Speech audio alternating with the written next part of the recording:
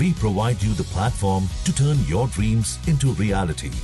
Give wings to your aspirations with KR Mangalam University. 21वीं सदी का युद्ध सिर्फ सीमाओं पर संगीनों से नहीं बल्कि स्पेस, साइबर और पलक झपकते ही लिए गए फैसलों से जीता जाता है। एक ऐसा दौर जहां दुश्मन चालाक है और चुनौतियां दोगुनी। लेकिन क्या हमारी सेनाएं इस नए दौर के लिए पूरी तरह तैयार हैं? भारत अब अपने इतिहास के सबसे बड़े सैन्य सुधार की दहलीज पर खड़ा है। एक ऐसा सुपर प्लान जो पिछले 2 दशकों से फाइलों में बंद था, अब हकीकत बनने जा रहा है। नाम है थिएटर कमांड।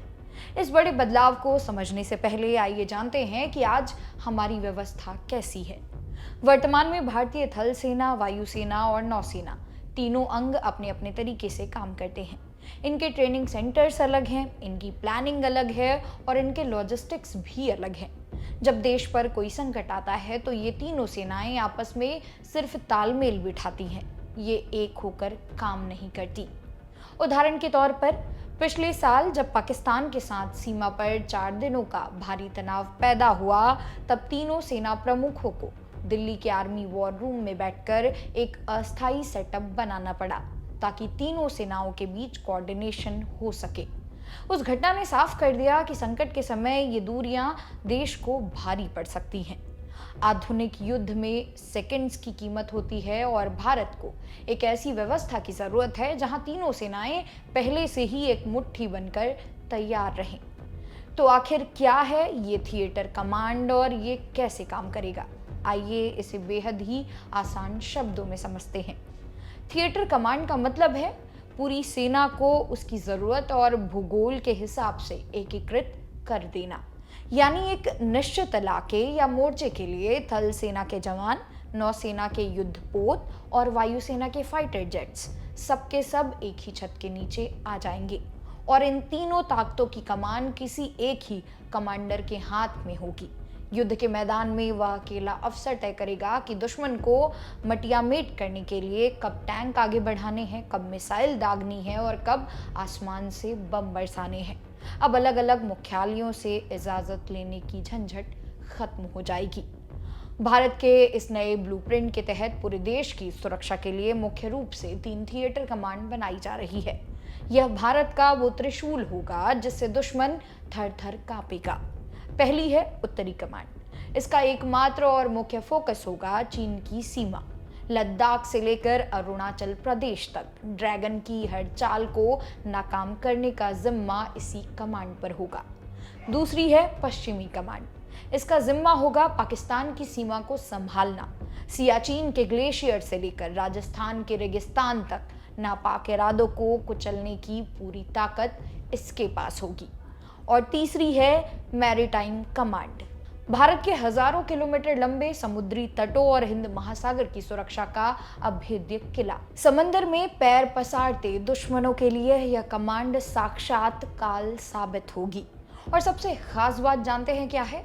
इन तीनों थिएटर कमांड का नेतृत्व एक 4 स्टार अधिकारी करेगा जिसका ओहदा मौजूदा थल सेना, नौसेना और वायुसेना प्रमुखों के बराबर होगा। यानी फैसले सीधे, सटीक और तुरंत होंगे।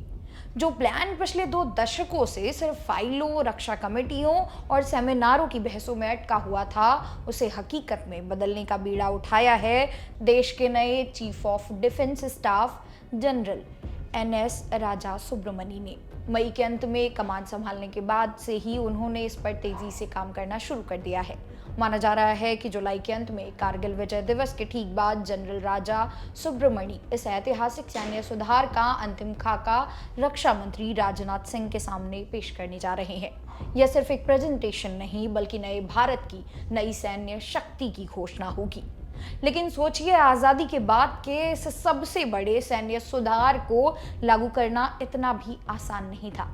इसमें कुछ बड़े पेच भी फंसे हैं जिन पर बातचीत अब अंतिम दौर में है। सबसे बड़ा विवाद है फोर्स जनरेशन बनाम फोर्स एप्लीकेशन। इसका सीधा सा मतलब ये है कि सैनिकों की भर्ती कराना, उन्हें ट्रेनिंग देना और नए हथियार खरीदना, ये सब तो पुराने सेना प्रमुखों के हाथ में रहेगा। लेकिन युद्ध या संकट के समय उन सैनिकों और हथियारों को कहां और कैसे इस्तेमाल करना है, ये पूरा अधिकार नए थिएटर कमांडर के पास चला जाएगा।